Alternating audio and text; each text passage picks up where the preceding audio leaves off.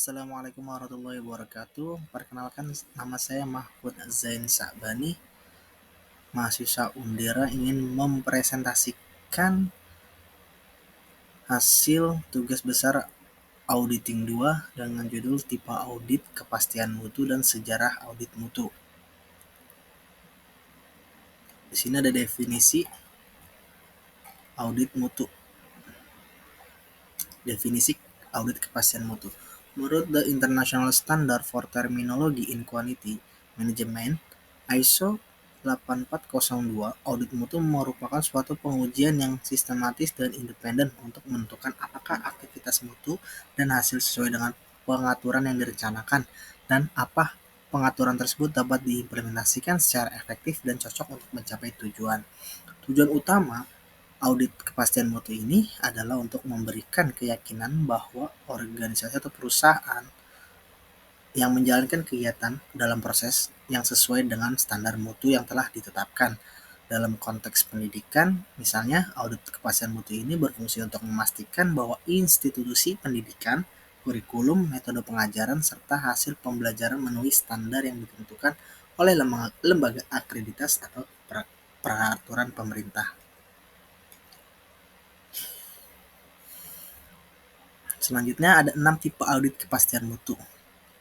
Yang pertama itu ada audit internal. Audit internal dilakukan oleh anggota dalam organisasi atau perusahaan institusi itu sendiri. Audit internal ini bertujuan untuk memantau dan mengevaluasi kepatuhan terhadap prosedur dan standar internal sebelum menghadapi audit eksternal.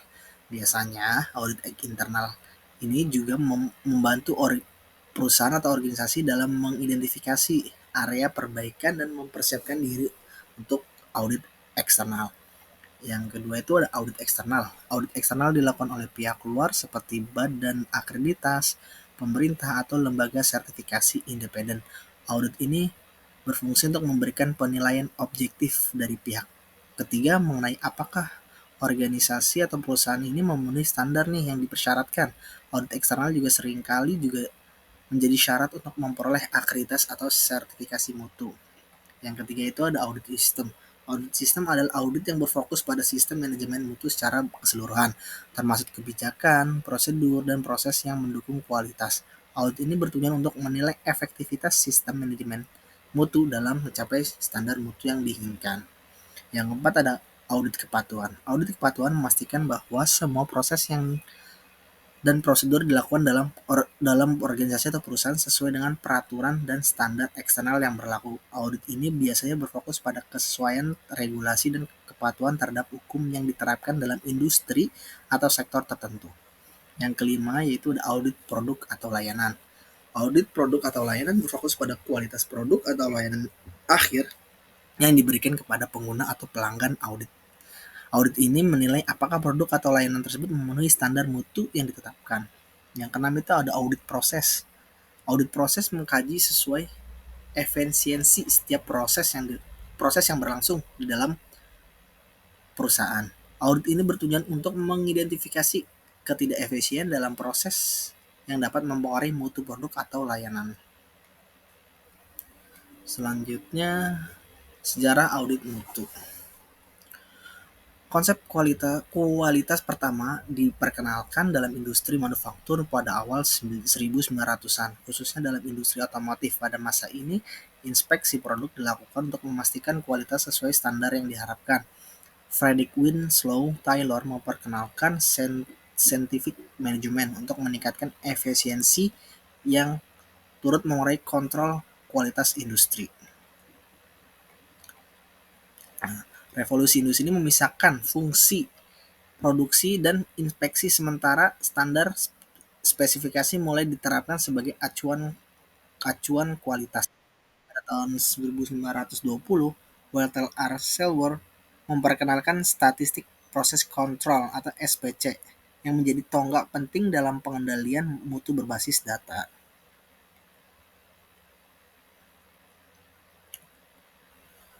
Yaitu ada yang kedua itu ada pendekatan kualitas total di tahun 1950-an. Pendekatan kualitas total atau Total Quality Management atau TQM mulai berkembang pada 1950-an, terutama mempengaruhi oleh kontribusi tokoh seperti W. Edward Deming dan Joseph Juran. Pendekatan ini menandai pergeseran dari sekedar inspeksi dan kontrol kualitas ke filosofi manajemen terpadu yang melibatkan keseluruhan organisasi dalam upaya peningkatan kualitas. Nah, pendekatan ini muncul di tahun 1950-an, membawa perubahan yang sangat besar dalam cara organisasi meningkatkan mutu. Pendekatan ini juga menekankan bahwa kualitas adalah tanggung jawab seluruh karyawan, bukan hanya bagian tertentu. Fokus utama adalah memenuhi kebutuhan pelanggan, mencegah masalah dan melakukan perbaikan secara terus-menerus. Konsep ini diterapkan secara luas terutama di Jepang, yang berhasil meningkatkan mutu produknya hingga menjadi pimpinan global. TQM TQM juga menjadi dasar berbasis manajemen mutu modern, membantu organisasi atau perusahaan meningkatkan efisiensi, mengurangi biaya, dan meningkatkan budaya kerja yang lebih baik. Selanjutnya, yang ketiga itu pengembangan standar internasional, yaitu pada tahun 1987 Organisasi Internasional untuk Standarisasi atau biasa disingkat ISO menerbitkan seri standar ISO 9000 yang menjadi standar global pertama untuk sistem manajemen mutu. ISO 9000 memperkenalkan konsep audit mutu sebagai cara untuk menilai memastikan efektivitas sistem manajemen mutu.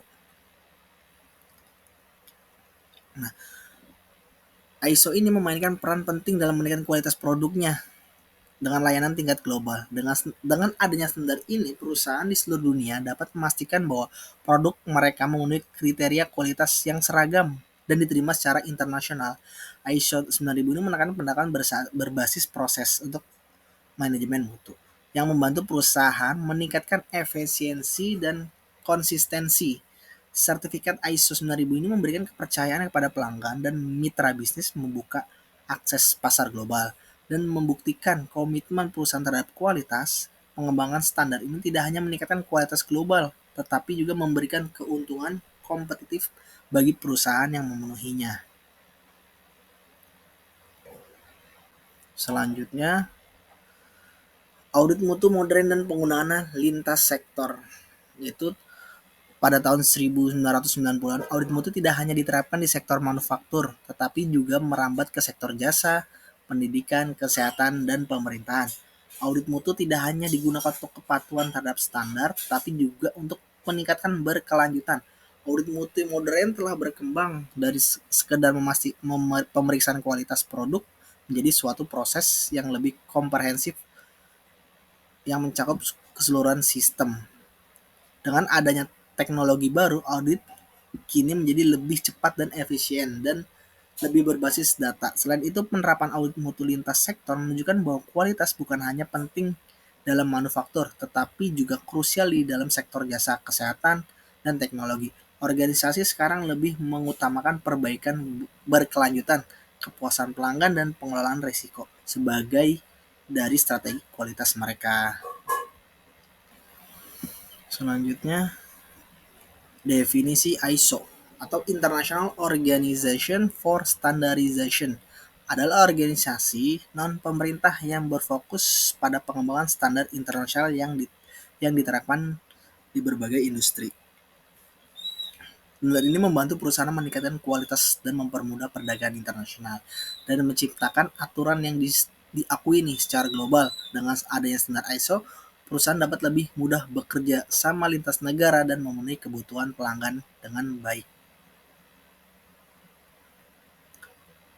Selanjutnya ada 10 jenis ISO. Yang pertama itu ada ISO 9001, Sistem Manajemen Mutu. Tujuannya adalah memastikan organisasi menghasilkan produk dan layanan yang konsisten dan berkualitas tinggi. Dan yang kedua itu ISO 14001, Sistem Manajemen Lingkungan, bertujuan untuk membantu organisasi mengolah dampak lingkungan dari kegiatan mereka dan meningkatkan keberkelanjutan. Yang ketiga ada 45001, ISO 45001, yaitu Sistem Manajemen Kesehatan dan Keselamatan Kerja atau biasa disebut K3. Tujuannya itu menjamin keselamatan karyawan di tempat kerja dan mengurangi resiko kecelakaan kerja. Yang keempat itu ISO 22000, Sistem Manajemen Keamanan Pangan. Tujuannya memastikan keamanan pangan dalam seluruh rantai pemasok dari produksi hingga konsumsi. Yang kelima ada ISO 2007 2071, Sistem Manajemen Keamanan Informasi. Tujuannya melindungi data dan informasi organisasi dari ancaman seperti pencurian dan kebocoran. Yang keenam itu ISO 5001, Sistem Manajemen Energi, meningkatkan efisiensi penggunaan energi dan mengurangi biaya serta emisi karbon. Yang ketujuh ada 31000, manajemen resiko. Tujuannya memberikan panduan untuk mengidentifikasi, menilai dan mengelola resiko dalam organisasi.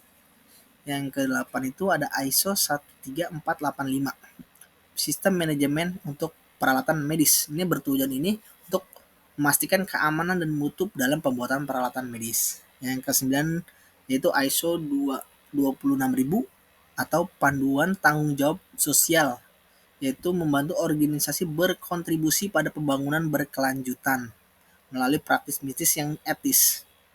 Dan yang terakhir adalah ISO 22301, Sistem Manajemen Berkelangsungan Bisnis. Tujuannya adalah memastikan organisasi dapat terus beroperasi meskipun menghadapi gangguan seperti bencana atau krisis.